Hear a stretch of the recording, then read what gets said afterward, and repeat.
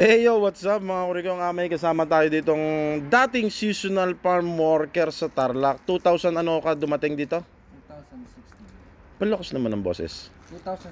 2016. 2016 nakailang balik ka bilang seasonal farm worker? Two-timer. Two-timer. Oo. Tapos pagkatapos ng kontrata mo, umuwi ka. Tapos pagbalik mo, EPS. Hindi muna. Kasi every 3 months. 3 months lang ang kontrata? 3 months. Tapos yung ticket ng eroplano sa amin pag kinukuha. Tapos yung broker namin dito nagbibigay lang ng sahod sa Pinas pag uwi ng 35,000 monthly. Tapos yung 3 months na 35,000 bali 105 minus ng 35,000 na ticket. Tapos yung visa, yung medical sa amin lahat. Di kilala kalabas na nasa 50 na lang mga take home pay mo? Mga 40 plus. Take home pay? 3 months. 40,000 plus na lang ang matitira? Lahat matitira. Yumaman nito si Kimpoy ah. Kaya ang nangyari, yun, palaging 3-timer ako nung 2016, isang beses 17, nung 18, hindi na ako dahil ala na akong Anong hindi na hindi na ako nag-apply doon dahil ganun nga ang nangyari. Palaging tapos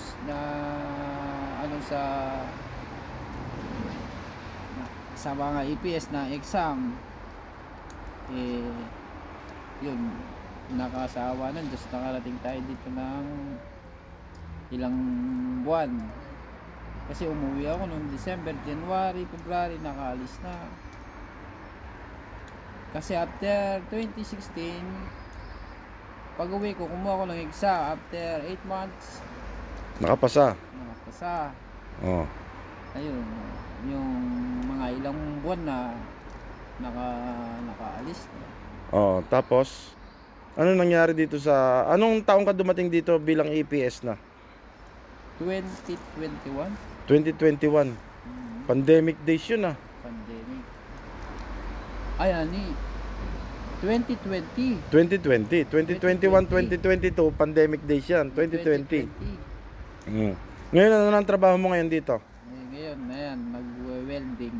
Magkano sinasahod mo isang buwan ngayon? Ngayon, kung maraming trabaho, nasa 3.5. Sana all. Dati 35,000 lang ang sinasahod. Ngayon 3.5 na million pa. Nasa 150,000 plus ang sinasahod ni Idol. Pasensya na hindi natin papakita at iniingatan ko lang yung personalidad niya. Tarlac kagaling 2016. Yung mga kasama mo wala na, hindi na nakabalik. Ano masasabi mo sa broker nyo? Sana is wag lang kaming magkita ulit. Dahil pag nagkita kami ulit, wala ka rin mapapala sa kanya. Tapos sasawayin ka lang sa harap ng mga tao, nakakaya. Parang ginawang bata no? Ayun na nakakalungkot nun. Tapos mumurahin ka. Tagalog ka naman yung pagmumura, magaling mag-Tagalog si Kim pero sinuwerte pa rin Brad, ingat lagi sa buhay mo.